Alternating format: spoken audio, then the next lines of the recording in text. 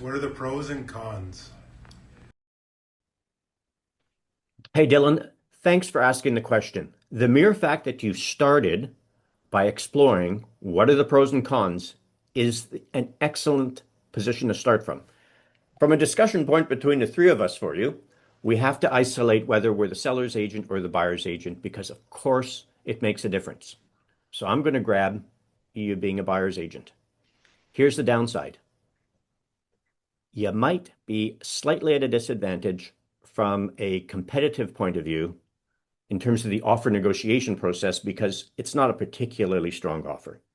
We're currently in a market where I would be doing it, of course, anyhow, but in a more active market, particularly if you're going to be in a competing offer situation, you're at a distinct disadvantage being subject to sale in most cases. Let's hand it over to Corey for another view on that. On the listing agent side, it seems obvious, but let's just say it. Don't sell the place twice. Make sure that that second offer has that backup clause in it. It's a very important step. Um, Disclosure, talking to your or to potential buyers and buyers agents, are you telling them that you have an accepted offer? Allison, what are the pros and cons of telling, or do we have to tell even? That's right. I mean, you don't have to tell, uh, but if you're asked, you've got to tell the truth and say, yes, we have an accepted offer. I think sometimes we like to have people come through just in case that first offer is maybe a little weak and might be going sideways. We want to shore that up with maybe more interest in a possible offer, especially in this market when lots of homes are tied together.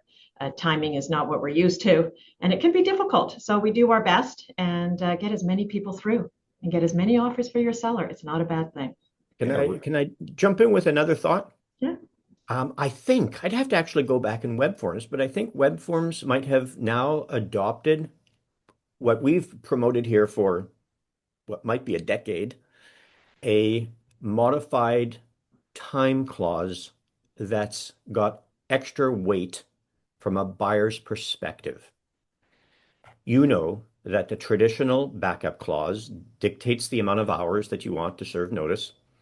It'll determine whether or not there's an accepted offer that's firm or just any offer that's received, or frankly, at any time you could trigger the clause. You got some wiggle room in how that gets structured, whether it includes weekends or statutory holidays. These are all variables in how you structure it. A buyer's motive versus a seller's motives are two very different things. You have to find common ground. We all understand that part, I think.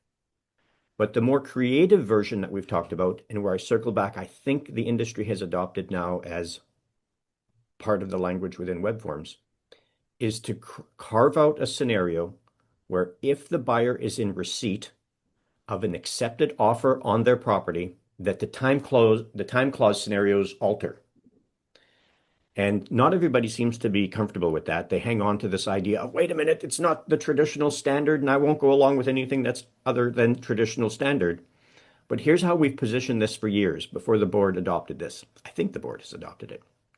And that is, pretend with me that I was coming to the table as a buyer's agent, not subject to sale, but subject to my offer on my home going firm. We never would have taken a time clause in that scenario. We would have had a subject period for whatever number of days until my buyer's property went firm. No time clause.